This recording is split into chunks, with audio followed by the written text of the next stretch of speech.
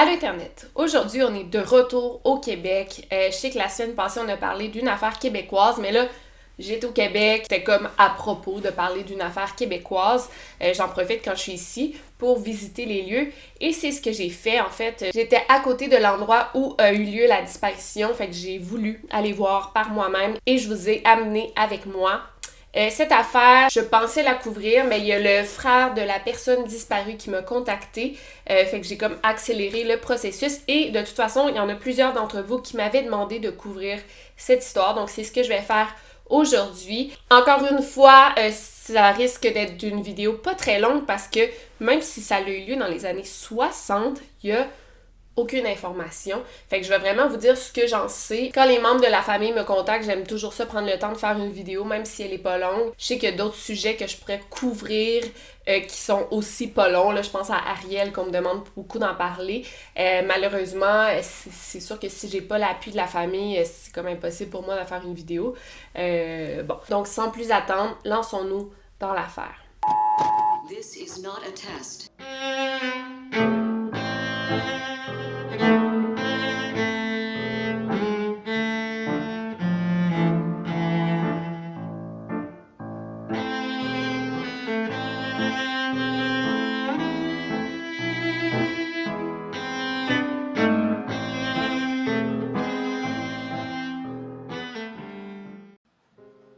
Bonjour, ce serait juste pour vous dire que vous êtes des personnes très importantes pour les familles de personnes disparues. Vous représentez notre espoir, l'espoir de partager l'image de nos êtres disparus, de nos êtres qu'on aime. S'il vous plaît, laissez-nous pas tomber. Faites voyager les photos des personnes disparues partout dans le monde. Un gros merci à vous tous.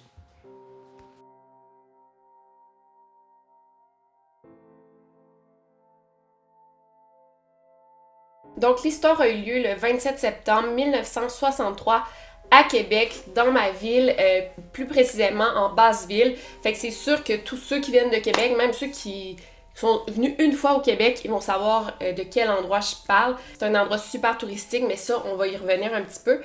Donc, on a Adolphe Carrier qui joue dehors, il y a environ 7 ans, et c'est presque l'heure du souper. Donc, la mère d'Adolphe, Gabrielle Côté, demande à sa plus jeune d'aller chercher son grand frère. Sa plus jeune, c'est Diane Carrier de 6 ans. Il est 17h45 quand la petite Diane quitte son domicile qui est situé au 15 rue du Porche et elle va chercher son frère, mais malheureusement, elle ne reviendra pas à la maison. C'est lorsque Adolphe est rentré seul à la maison que tout de suite sa famille était comme « Ok, mais où est Diane? » Et ça n'a pas été long qu'ils ont appelé la police. Bien, c'est sûr qu'ils ont fait le tour et ils ont appelé la police presque immédiatement. Et tout de suite, on a signalé sa disparition et les recherches ont commencé. Ça me surprend parce que ça a eu lieu dans les années 60. Je sais pas à quel point ils étaient à l'aise avec le phénomène des disparitions, des enlèvements d'enfants. Mais heureusement, ils ont vraiment réagi rapidement pour qu'on la cherche tout de suite. Donc, je vais vous montrer un peu à quel endroit elle aurait disparu. En visitant ce lieu, je me demande quelle personne prendrait le risque de kidnapper un enfant en plein jour. Il était 17h45, 18h. Au mois de septembre, il commence à faire noir, mais pas encore tout à fait.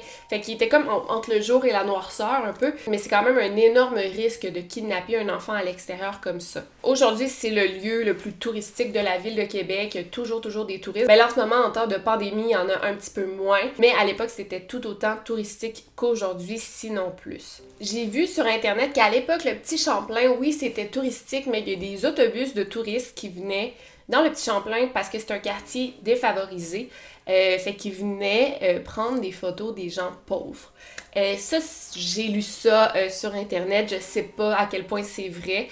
Et apparemment, là, qu'il y a des touristes qui venaient dans le quartier pour s'approcher des enfants défavorisés et ils les payaient genre 25 sous, 25 cents pour prendre une photo avec eux ou pour les faire chanter, là, comme des bêtes de foire, là. C'était un peu dégueulasse. C'était un quartier défavorisé, il y avait beaucoup de personnes, de touristes qui allaient visiter ce quartier-là. Mais qui dit défavorisé, souvent, il va y avoir un plus haut taux de criminalité. Fait que la thèse du kidnapping n'est pas fausse. Donc ici, je pense que c'était la rue de Diane Carrier où elle habitait parce que sa maison, elle a été détruite pour faire un parc, qu'on me dit. Fait qu'on est sur la rue du Porche, c'était le 15 rue du Porche. Fait que c'était ici qu'elle a disparu. C'est quand même un endroit touristique, ça l'était à l'époque, mais là avec le COVID, c'est vraiment moins touristique. Mais tu sais, il y a beaucoup de passants tout le temps. On est plus là, je sais pas s'il donne la peine de tourner ici. Puis je vais vous montrer où qu'on pense qu'elle aurait disparu, soit au bas de la rue, où est le fleuve. On va y aller ensemble. Une autre piste qui a été amenée, c'est la noyade, parce que là, je vais vous montrer Diane et sa famille habitaient pas loin du fleuve Saint-Laurent, en fait. Mais Adolphe, le frère de Diane, ne croit pas du tout que ce soit une possibilité, puisque les enfants n'avaient vraiment pas le droit d'aller sur le bord de l'eau. Et Diane était super obéissante, fait que jamais elle aurait dérogé aux règles de la famille pour aller sur le bord de l'eau. Fait que jamais elle y allait seule. Et il y a d'autres voisins qui disent que c'était la même règle pour tous les enfants. Si des parents voyaient d'autres enfants sur le bord de l'eau, ils allaient les disputer et même leur donner une conséquence. Fait que tout le voisinage s'entraidait pour ça. Donc c'est vraiment pas une possibilité, surtout que la police a fouillé le fleuve, il y a eu des plonges qui ont eu lieu et on n'a rien trouvé. Allons voir l'endroit où on croit que Diane se serait noyée. Fait qu'on va marcher ensemble. Là, elle a une rue à traverser, mais elle pensait qu'elle a 6 ans, là. Elle a une rue à traverser. Je sais pas, son frère est en train de jouer dans un parc. Je sais pas c'est quel parc exactement. Mais peu importe, là, la théorie qu'elle est tombée dans le fleuve, il aurait fallu qu'elle marche toute ici, toute seule.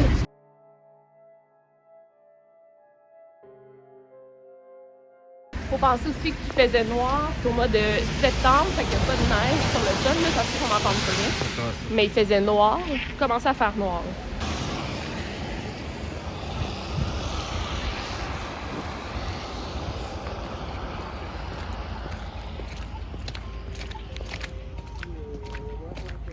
Donc, il aurait fallu qu'elle marche jusqu'ici. Mais Diane savait très bien que, tu sais, elle se serait pas jetée à l'eau, là, on s'entend. Même si c'est un enfant, c'est quand même difficile de tomber, là. C'est pas... Ben, je sais pas. En même temps, moi, je suis pas safe ici. Fait qu'on pense qu'elle serait tombée ici. Mais il y a des fouilles qui ont été faites. Oui, c'est assez profond. Il y a des fouilles qui ont été faites, puis il n'y a rien qui a été trouvé.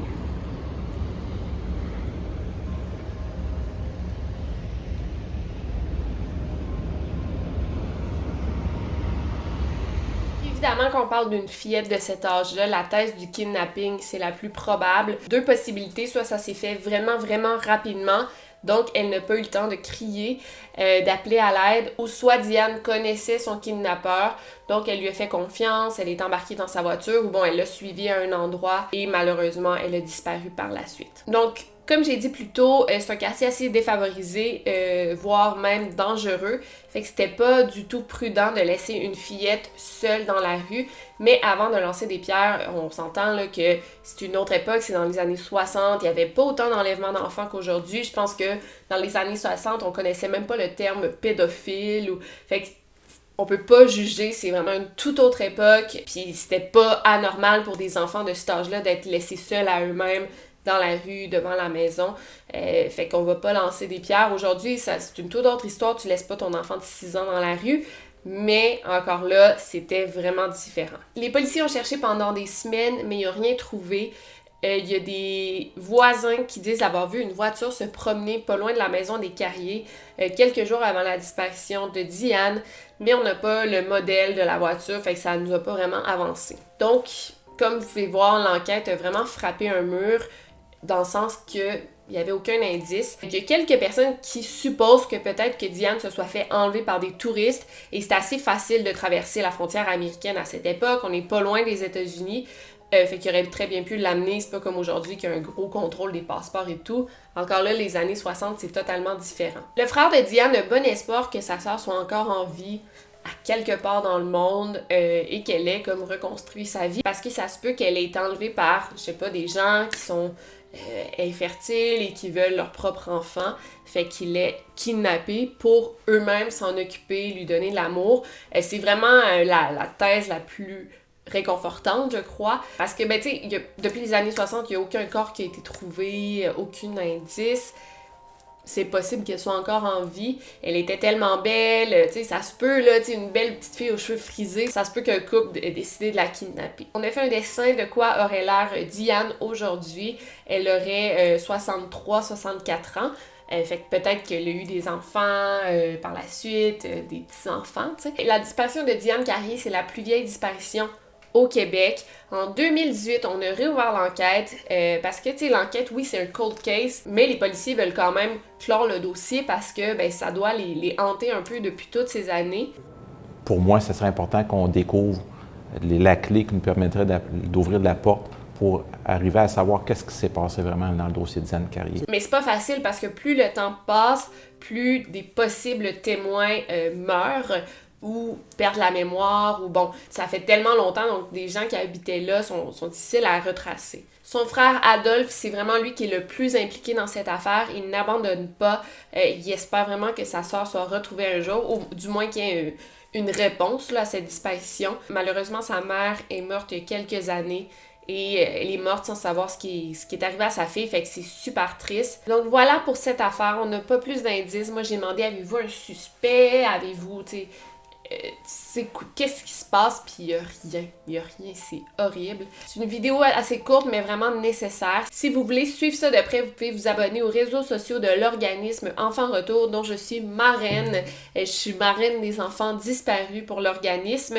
C'est un organisme à but non lucratif et le cas de Diane Carrier fait partie des disparitions dont s'occupe Enfants Retour. L'organisme, qu'est-ce qu'il fait surtout, c'est d'accompagner les familles des personnes disparues. Donc si c'est pas déjà fait, allez vous abonner. Je pense qu'ils ont un Twitter, un Facebook, un Instagram et ils sont assez actifs sur les médias sociaux.